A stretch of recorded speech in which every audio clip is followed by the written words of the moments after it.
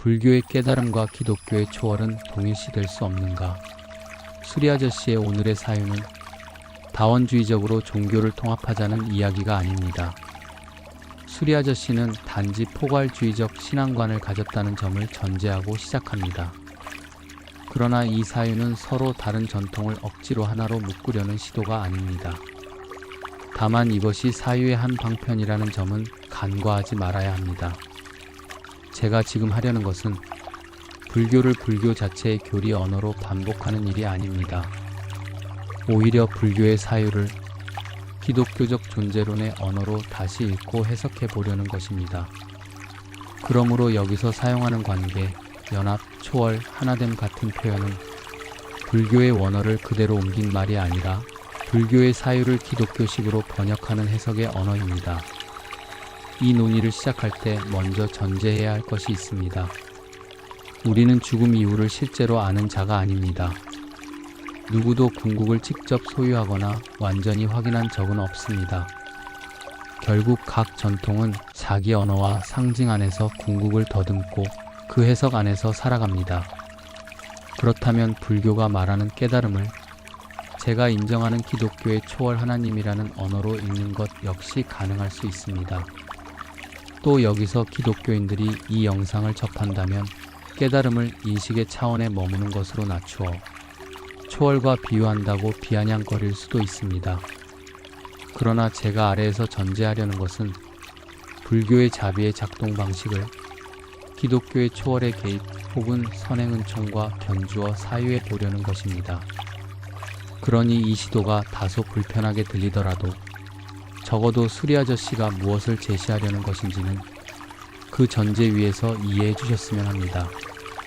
다만 다시 말씀드리지만 이것은 불교 자체를 그대로 설명하는 것이 아니라 기독교적 언어로 다시 번역하는 작업입니다. 이 관점에서 보면 예수의 가르침과 불교의 사유 사이에는 분명 맞닿는 지점이 있습니다. 예수의 첫 선포는 회개하라, 천국이 가까이 왔다였습니다. 또 산상수훈에서도 예수는 율법의 외적 준수와 자기의 의를 붙드는 태도를 꾸짖으셨습니다. 이것은 단순한 도덕 교정이 아니라 자기 중심성의 해체라는 차원에서 이해할 수 있습니다. 그런 점에서 산상수훈은 가치의 전도입니다. 성경은 속사람이 강건해져야 한다고 말하고 새 사람, 새로운 피조물, 거듭남을 말합니다. 지금까지 우리가 나누었던 겉사람, 속사람, 우상, 망각의 문제 역시 결국은 지금의 나를 고정된 가치처럼 붙들지 말라는 요청으로 읽을 수 있습니다. 이 지점은 불교가 무명을 비판하는 자리와 깊이 닿아 있습니다. 불교 역시 지금의 나와 내가 붙들고 있는 욕망과 가치와 형상을 절대적인 실체처럼 붙드는 것을 고통의 원인으로 보기 때문입니다. 불교는 집착의 해체를 통해 고통의 해결을 말하고 그 완성의 상징으로 붙여 곧 깨달은 자를 제시합니다. 그러나 동시에 불교는 그 단계에 이르러서도 고정된 실체로서의 자아를 인정하지 않습니다. 시간 속에서 경험되는 나는 있지만 그것을 영원한 실체로 붙들지는 않습니다. 그러니까 불교는 나가 없다기보다 연기에 의해 형성된 나를 고정값으로 붙들지 말라는 쪽에 더 가깝다고 볼 수 있습니다. 그래서 불교에서 부처가 되라는 말도 단순한 동일화라기보다 무명과 집착이 벗겨져 깨달음의 자리가 드러나는 것으로 이해해야 합니다. 그리고 만약 여기서도 실체적 동일화가 일어난다면 불교는 다시 그 동일화마저 해체하려고 할 것입니다. 기독교 역시 자기 중심성을 버리라고 말합니다. 곧 지금의 나를 절대화하지 말고 겉사람의 껍질과 우상적 자기 붙들물 벗으라고 말합니다. 그리고 그 길은 그리스도와의 하나됨, 연합이라는 말로 표현됩니다. 하지만 이 하나됨은 물리적인 하나님됨이나 존재의 동일화가 아닙니다. 그것은 어디까지나 관계적 하나됨입니다. 인간이 하나님 자체가 되는 것이 아니라 하나님과의 관계 안에서 새롭게 된다는 뜻입니다. 그러므로 기독교가 하나됨이라는 말을 쓴다고 해서 그것을 곧 존재의 혼합이나 실체적 합일로 이해해서는 안 됩니다. 여기서 핵심 질문이 나옵니다. 기독교가 말하는 하나님과 인간의 구별이 불교가 말하는 개별성과 완전히 다른 것인가 하는 질문입니다. 기독교의 하나됨도 관계적 연합이라면 그것은 불교가 연기 안에서 관계를 말하는 것과 완전히 무관한 것만은 아닙니다. 불교는 하나됨이라는 용어를 사용하지 않을 뿐 관계를 부정하지 않습니다. 오히려 존재를 고립된 실체가 아니라 관계 속에서 이해합니다. 이것이 바로 연기설입니다. 그러므로 양쪽의 차이는 관계의 유무보다 그 관계를 어떤 언어와 상징으로 말하느냐에 있다고 볼 수 있습니다. 이 지점에서 기독교의 인격적 관계라는 표현도 다시 생각해 볼 필요가 있습니다. 사실 인격적이라는 말도 인간의 언어일 뿐입니다.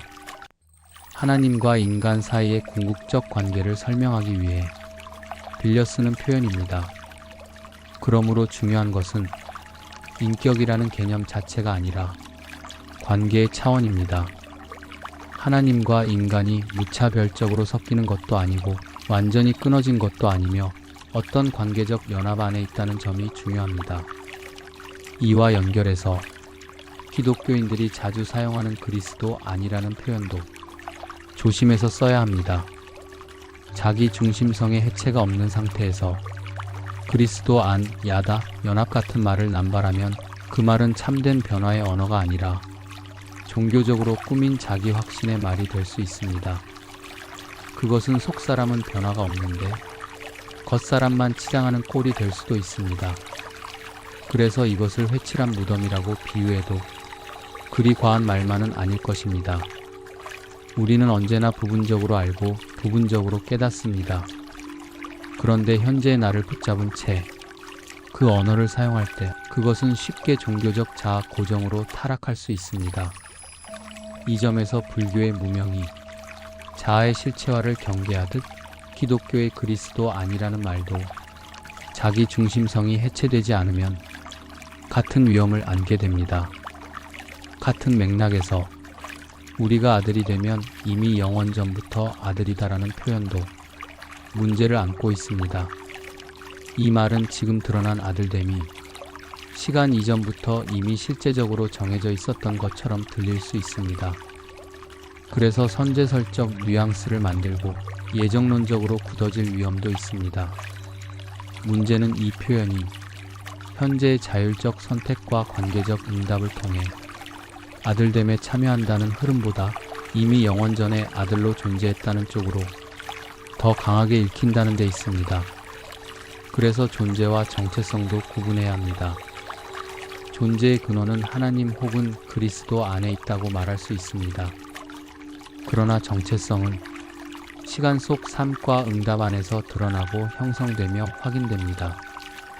그러므로 존재론적으로 우리의 존재는 변하지 않는다는 말과 정체성은 변하지 않는다는 말을 같은 뜻으로 사용할 수는 없습니다.